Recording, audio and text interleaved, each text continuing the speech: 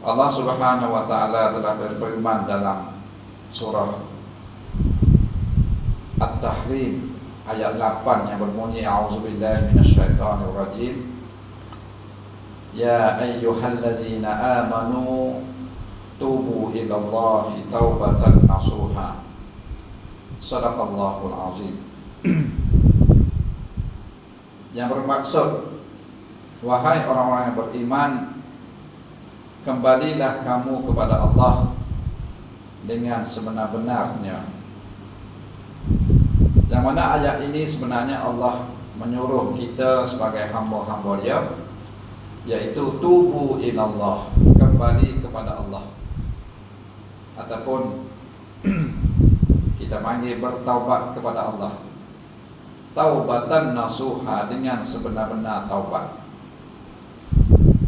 Jadi Allah minta kepada kita supaya sentiasa kembali kepada Dia, yaitu kita sentiasa bertaubat kepada Dia. Bertaubat inilah kembali kepada Allah Subhanahu wa taala. Kita kembali kepada Allah, kita pulang kepada Allah Subhanahu wa taala. Sebab kita sebagai hamba Allah ni, kita kena ingat, kita sentiasa melakukan kesalahan. Dan sebaik-baik orang yang melakukan kesalahan ialah mereka kembali kepada Allah Subhanahu wa taala. Setiap anak Adam ni tak boleh lari dah. Dia akan ada kesalahan, ada tak berbuat dosa dan sebagainya. Tapi sebaik-baik orang yang buat salah ialah orang yang kembali kepada Allah Subhanahu wa taala. Itulah dia panggil bertaubat. Tak ada manusia dan hak tak pernah buat dosa. Ada tak? Tak ada. Dan ada berlaku kita tersalah. Hatta tu imam sendiri dia semaya, kadang-kadang dia ada silap. Dan bila silap, makmum tegur dia. Subhanallah. Kita rumah tak semaya, kadang-kadang silap, tak ingat rakaat dan sebagainya. Sebab kita ni manusia biasa, kita ni orang awam, yang maka kita tak lari daripada melakukan kesalahan. Jadi kesalahan ini ada dua kesalahan, kesalahan kepada Allah dan kesalahan sesama anak Adam. Jadi kesalahan kepada Allah ialah kita kena kembali kepada Allah, iaitu bertaubat. Manakala kesalahan dengan manusia ini, dengan anak Adam, kita kena mohon maaf dan minta maaf kesalahan kita sesama anak Adam. Tetapi ramai di kalangan kita tidak berasa nak bertaubat, tidak berasa nak kembali pada Allah. Dan taubat ni dia tak wajib, hukum dia tak wajib. Cuma wajib kepada orang yang buat dosa. Siapa dia rasa dia tak buat dosa, tak wajib taubat. Tak digalakkan bertaubat. Tapi kalau dia tahu dia buat dosa, maka hukum dia menjadi wajib dia bertaubat. Adakah kita ni tak pernah buat dosa? Sehari-hari berapa buat dosa? Kalau sehari satu buat dosa, setahun berapa dah? Tak 360 dah. Kalau satu je buat dosa dalam satu hari, itu kalau satu setahun 360. Darat dengan umur kita 60 tahun. Satu buat dosa darat dengan 60 tahun 21,000 lebih. Itu kalau kita buat satu dosa sehari. Kita bukan so lah, ada. Daripada pagi sampai ke malam, ya Allah, aku kira berapa. Tak ni duk kira binti ya. Tak duk kira binti sawit lah, binti ketok lah. Tak aku kira dosa itu. Berapa dosa kita? Daripada pagi tadi sampai ke zuhur, banyak mana. Masuk waktu zuhur tu lepas maghrib taubat. Daripada zuhur sampai asar pula banyak mana dosa kita. Semaya asar tu taubat. Daripada asar sampai maghrib banyak mana dosa kita. Maghrib tu taubat. Maghrib sampai isyak banyak mana dosa kita. Isyak tu bertaubat. Isyak hingga ke subuh takut-takut ada juga. Walaupun tidur dah bangun subuh bertaubat. Taubat ni seni ya. Taubat bila-bila masa kita boleh bertaubat. Dan tidak kata semestinya taubat ni kita pergi Mekah dak. Nah, nak pakai jubah dak. Nak pakai serban dak. Nah, duk kampung kita ni pun boleh taubat. Nanti aku pergi Mekah saya esok aku taubat lah. Nanti aku becing saya esok. Aku pergi buat umrah saya esok dah. Nah, duk atas rumah boleh. Nah, duk tempat kerja boleh, duk atas motor pun boleh. Nah, bila-bila masa kita disuruh supaya sentiasa bertaubat kepada Allah Subhanahu Wa Taala. Seharusnya tidak dilewatkan bertaubat kepada Allah kerana itu merupakan kewajipan setiap muslim yang berdosa. Kalau dia tahu dia berdosa, wajib. Jangan tangguh-tangguh. Kita apa dengan Tuhan sekarang? Nah, inilah pertujuan supaya kita ni tidak terlalu melewatkan taubat kita. Jangan tunggu tua, jangan tunggu becik, jangan tunggu Mekah. Tak, taubat selalu. Tak, sebab Allah dia suka kepada orang yang bertaubat. Allah berfirman dalam surah Al-Baqarah ayat 222, 222. A'udzubillahi minasyaitonirrajim. Innallaha yuhibbut tawwabin wa yuhibbul mutatahhirin. Kalau kita baca lepas ambil Ismail. Sesungguhnya Allah suka kepada orang-orang yang bertaubat dan Allah suka kepada orang-orang yang sentiasa menyucikan. Tak kira lah menyucikan zahir dan menyucikan batin dia. Allah suka. Allah suka kepada orang yang bertaubat. Nah, ramai antara kita tidak pernah terlintas sama sekali telah berdosa kepada Allah, lantas kita ini lalai untuk bertaubat kepada Allah. Kita lalai, kita lalai. Nah, sebab apa? Sebab syaitan. Syaitan melalaikan kita. Kita berasa kita tak ada dosa. Jangan. Tak ada dosa ni Nabi sorang je. Nabi yang maksum. Dan kita ni, iman kita ni dia ada masa naik, ada masa turun.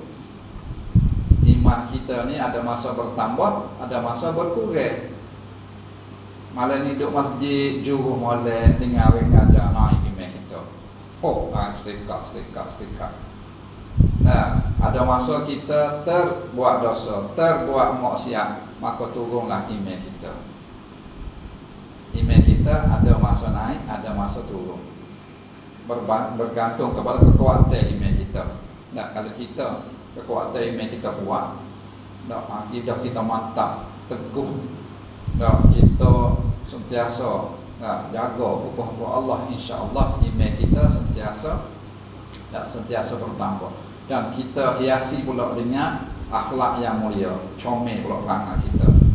Dan kita melaku pula dan setiap ibadat yang Allah fardukan kepada kita, insya-Allah iman kita akan sentiasa naik semua. Tapi kalau kita tersalah buat dosa, kita lalai, kita ralik, kita terlupa sikit, kita mari godaan syaitan, kita terikut-ikut dengan godaan syaitan, maka iman kita akan semakin kurang.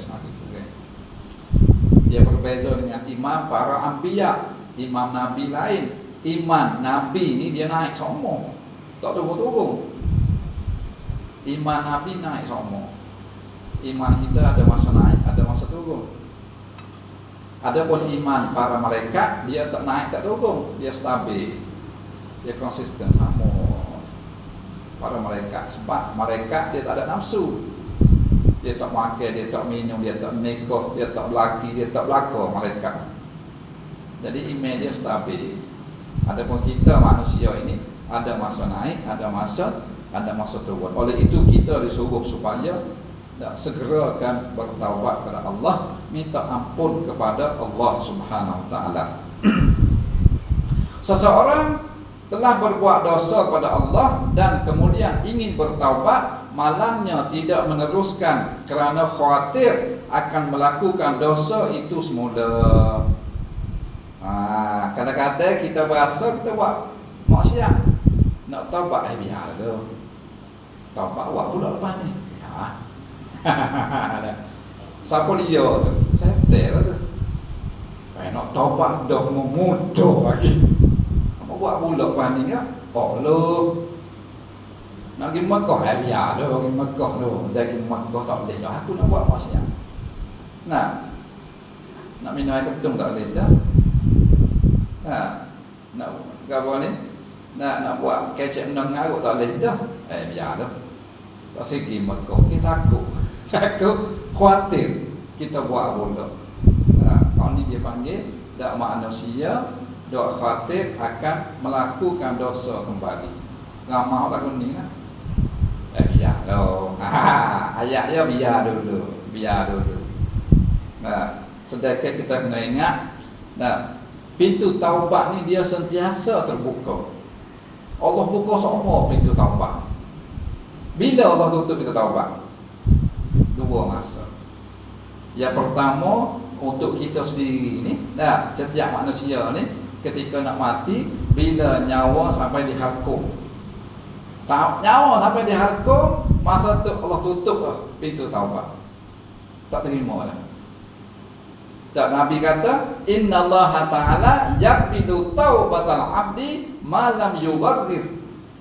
Dan sesungguhnya Allah Subhanahu Wa Taala menerima taubat seorang hamba itu sehinggalah nyawa dia dihukum. Dia orang nak mati kan, malaikat cabut nyawa pada atas ni. Dia panggil, kalau budak-budak lembek sini ni, dak mengubur sini ni. Sini malaikat cabut nyawa ni. Batu orang mati dekat atas, dia nampak roh rubik. Malaikat cabut pada atas nyawa, cabut pada atas, jadi daripada kaki tu dia naik. Dah kaki naik, sejuk kaki, tak geraklah kaki. Dah sampai di betih.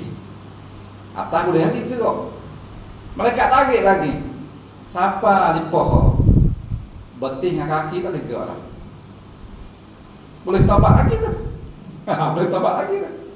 Tarik lagi. Sampai di pinggir. Atas ni boleh gerak lagi, bawah tak boleh dah. Boleh taubat lagi tu. Tarik lagi malaikat sampai dada. Boleh gerak dah bawah ni, mati dah, tak ada dah. Atas je boleh sikit lagi. Boleh taubat lagi. Tarik lagi sampai di halkum.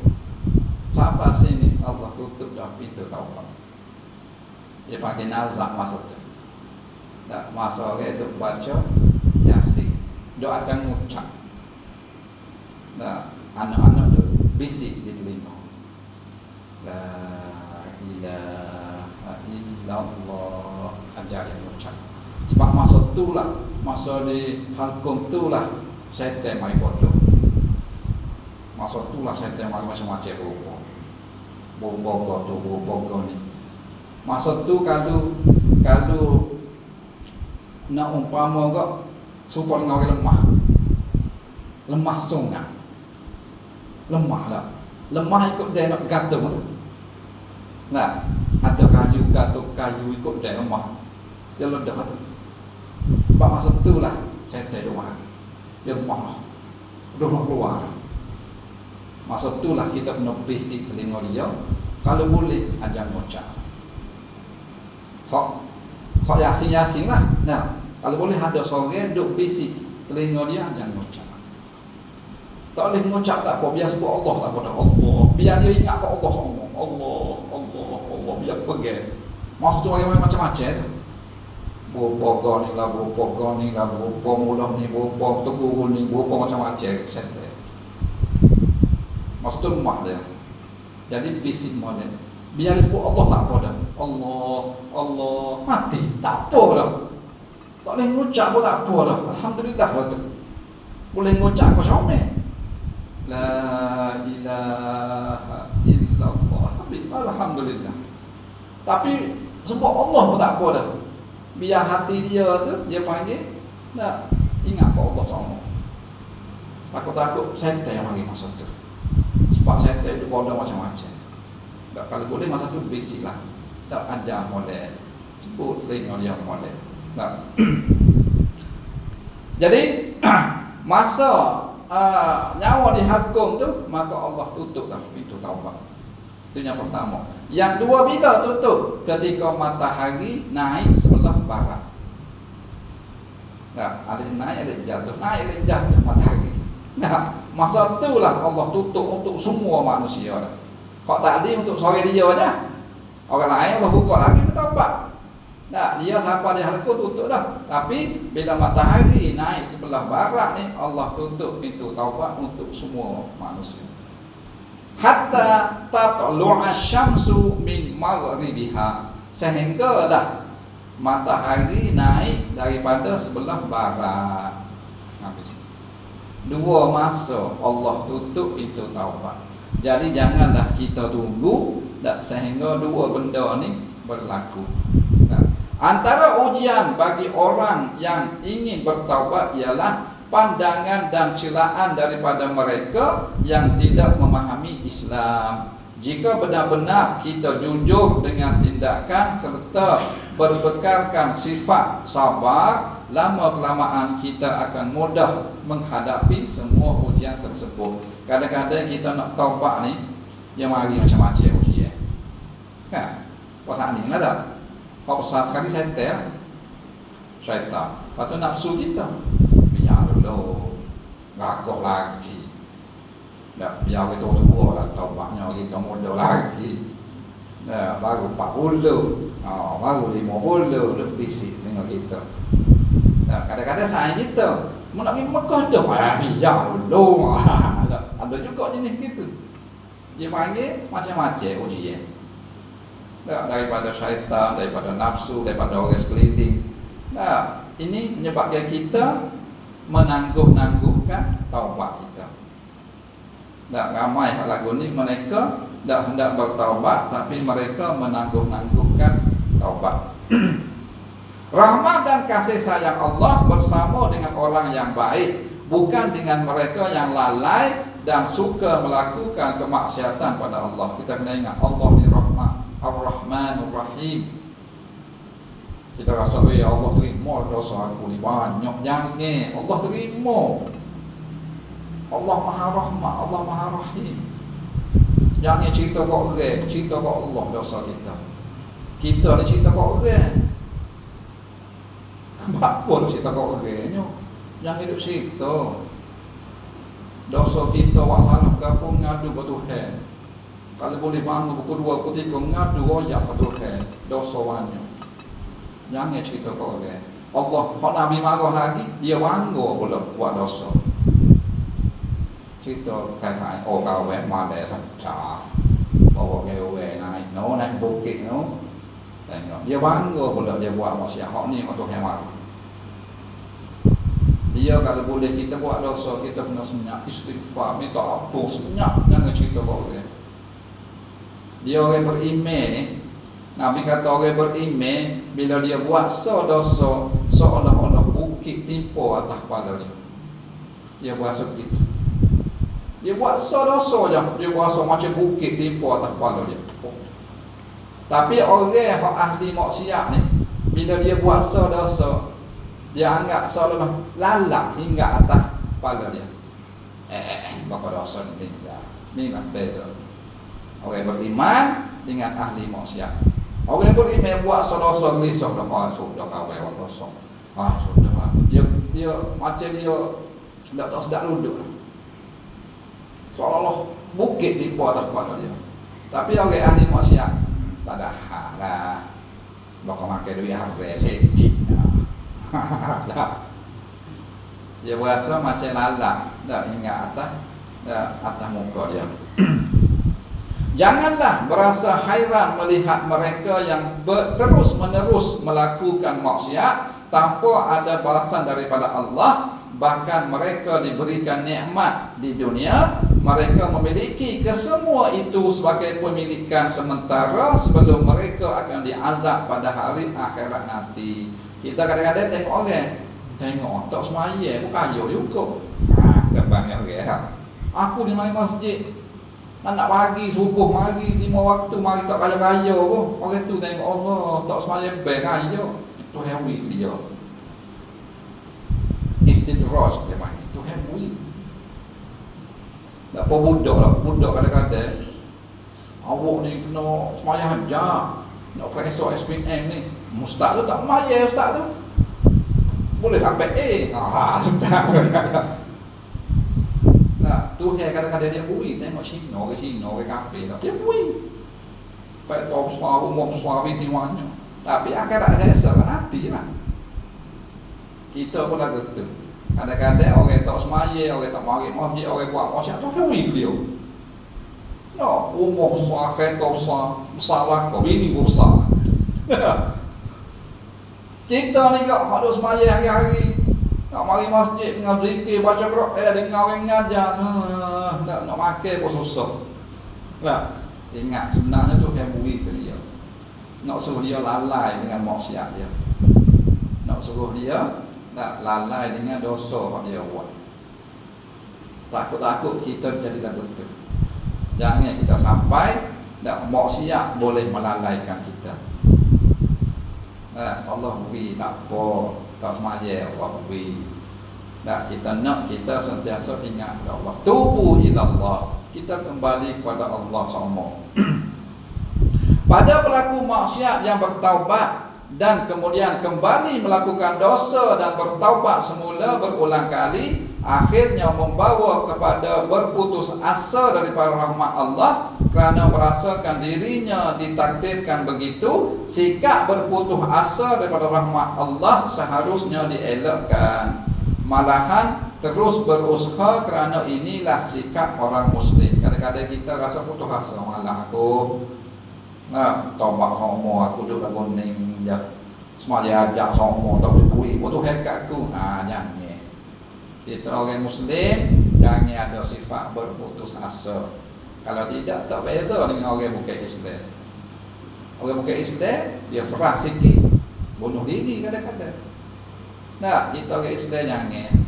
Kita kena ada sifat sabar kita. Sifat putus asa kita kena buat jauh.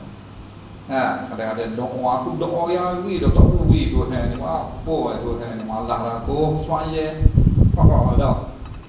Ada tu hewi anak sakit, tu hewi sabuk. Di masjid Allah cara masjid aku ni anak sakit, bini sakit, duit tak ada. Tengok. Dia mari. Nah. Tu hewi. Jangan kita kena ada sifat sabar, sebab di antara sifat orang mukmin ialah mereka sentiasa bersabar kepada segala ujian yang Allah berikan kepada kita. Jadi taubat ni sebenarnya mudah ya. Bertaubat ni kita kembali pada Allah. Cuma ulama dia susun di antara syarat-syarat taubat ni dia kata, yang pertama dia panggil an-nadmu. An-nadmu ini ialah sesal. Kita sesal, kesal terhadap dosa kita. An-nadmu bil qalbi ala dhunubi as-sabiqah. Dia menyesal dengan hati dia di atas dosa yang telah lepas. Dia duduk sebentar dia teringat, Allah aku menyesal dulu, terus aku buat dosa. Taubat dah tu. Balik buat motor, Allah aku menyesal. Taubat dah tu. Atas motor boleh taubat. Berarti kau pakai jumpa pakai sebagai Makkah dah. Taubat dah tu. Duk dia nyesal malam-malam. Dia teringat dosa dia. Allah aku dulu, Allah nyesal tu. Nyesal tu taubat dah. Tu syarat pertama. Tak, syarat kedua, al-iqla' aniz zunubi. Dia tinggal tu dosa sana. Nyesal tinggal. Nyesal tak tinggal tak boleh. Nyesal kawan buat pula. Tak boleh kata tu. Nyesal tinggal dosa. Dulu duk makan benda haram, duk minum benda haram, Allah menyesalnya kawan. Dan ni tak setuju. Tak minum dah benda haram. Tu taubatlah tu. Nah, yang ketiga al-azmu ala la ya'udu ila dhunubi, dia berazam. Al-azmu dia azam. Oleh hati dia azam, selagi aku hidup ni aku tak akan buat dosa tu. Aku tak akan sentuh dah. 3 syarat ni kalau ada, dia panggil cukup dah syarat taubat. Bertaubat nasuha. Taubat dengan sebenar-benarnya taubat. Tak cuma ada ulama kata hak syamainya kita semaya 2 rakaat sunat taubat. Nah, sahaja aku semaya sunat taubat 2 rakaat. Lepas tu minta ampun kat Tuhan. Hak ni kalaulah kita ada dosa dengan Allah Subhanahu Wa Taala, dosa kepada Allah. Tapi kalau kita dosa dengan manusia, tambah dosa lagi. Tambah dosa lagi syarat. Dan selain daripada an-narmu kita sesat, al-iqla' kita tinggal dosa, al-azmu kita azam, yang keempat tambah dosa lagi, kita kena pergi minta maaf dengan dia. Sebab kita dosa dengan makhluk Allah. Dosa dengan ayah kita, dosa dengan mak kita, dosa dengan adik-adik kita, dosa dengan jiran kita, dosa dengan sahabat kita. Tak minta maaf. Selagi tuannya tak maaf, Allah tak akan ampun dosa. Terutamanya dosa kita dengan mak ayah kita. Selagi mak ayah kita ada terasa kita berkabur, tak, selagi dia tak maaf, Allah tak akan ampun dosa. Bila dia maaf, Allah ampun saja. Dia taubat ni sebenarnya bila kita bertaubat, bila Tuhan ampun dosa, kita mati esok-esok tak ada dah dosa tu. Situ je. Jadi Allah padam. Tak Allah robah sia-sia, nak mereka robah sia-sia ada. Gitu imbang tak ada dosa tu. Itu panggil taubat tu yang ampun. Ampun tak ampun kerja Allah, kerja kita bertaubat. Tak sewi kita kena akhirat esok. Kena timbal di akhirat esok. Kalau boleh kita sesat sebelum mati. Sebelum mati ni biar kosong dosa kita. Sebab syarat nak masuk syurga, dia tak boleh orang yang ada dosa. Sesiapa ada dosa tak akan masuk syurga. Nak masuk syurga dia kena bersih, suci. Suci daripada segala dosa. Baru boleh masuk syurga. Bila ada dosa, maka dia kena bakar dulu. Bakar tu bergantung kepada dosa lah. Kalau dosa banyak, bakar lama. Dosa sikit, bakar sebentar. Oleh itu sebelum kita nak masuk akhirat, nak kita timbal depan Allah pada mahsyar tu, kita biar selesai dulu. Tak, sebelum kita mati, biar kita selesai dosa dengan Allah, dosa dengan manusia. Kalau kita dosa dengan Allah, minta ampun dengan Allah, taubat dengan Allah. Kalau dengan manusia, dicari dia, minta maaf. Kalau dia mati dah, cari anak dia, cari bini dia, cari waris dia. Oh ya. Nah, kita ada buat dosa kepada ayah dia ataupun suami dia. Dan itu di antara syarat-syarat untuk kita bertaubat. Dan seterusnya bila kita telah bertaubat, maka kita disuruh supaya perbanyakkan istighfar. Perbanyakkan istighfar. Dan wastaghfirullah innallaha ghafurur rahim. Dan beristighfarlah kepada Allah, sesungguhnya Allah itu Maha Pengampun lagi Maha Kasih Sayang. Istighfar banyak. Istighfar ni paling-paling kurang cuba kita amal 100 kali sehari. Nah, kalau kita nak banyak, astaghfirullahalladzi la ilaha illa huwal hayyul qayyum wa atubu ilaih. Kita baca selepas sembahyang sana. Ambil ni. Astaghfirullahalazim ataupun astaghfirullahalladzi la ilaha illa huwal hayyul qayyum wa atubu ilaih. Amal. Kalau nak lain boleh lagi. Nah, Rabbi firli wa tub alayya innaka antat tawwabur rahim. Boleh juga. Ataupun astaghfirullah wa atubu ilaih. Boleh. Tak erti hak panjang, ambil hak pendek. Astaghfirullah wa atubu ilaih. Astaghfirullah wa atubu ilaih. Astaghfirullah wa atubu ilaih. Tak erti juga. Astaghfirullah. Astagfirullah, astagfirullah, astagfirullah. Tak erti juga. Tak perlu juga lah, ambil doa mudah lah. Allahumma barik lana fima razaqtana wa qina adzabannar. Makan lah. Tak perlu juga. Nah, nak banyak kata, cuba kita perbanyakkan istighfar. Paling tak 100 kali sehari. Sebab Nabi sendiri dia istighfar. Ada ulama kata 70 kali sehari. Sedangkan Nabi maksum, tak pernah buat dosa.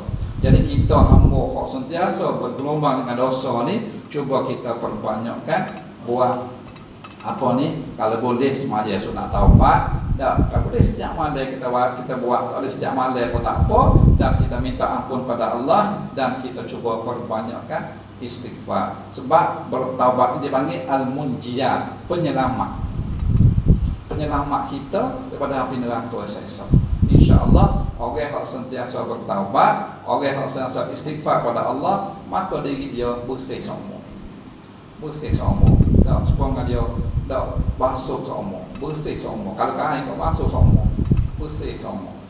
Jadi mudah-mudahan kita pun dapat menjadi hamba Allah yang sentiasa bertaubat. Dan sebab Allah sebut dah, innallaha yuhibbut tawwabin wa yuhibbul mutatahhirin. Sesungguhnya Allah ini tak suka kepada orang yang bertaubat, dan Allah suka kepada orang-orang yang sentiasa menyucikan diri dia. Nah, jadi rasa itulah saja untuk malam ini. Kita ambil sedikit berkaitan dengan beberapa ayat Quran dan juga hadis-hadis Nabi berkaitan dengan bertaubat dan juga istighfar kepada Allah Subhanahu Wa Taala.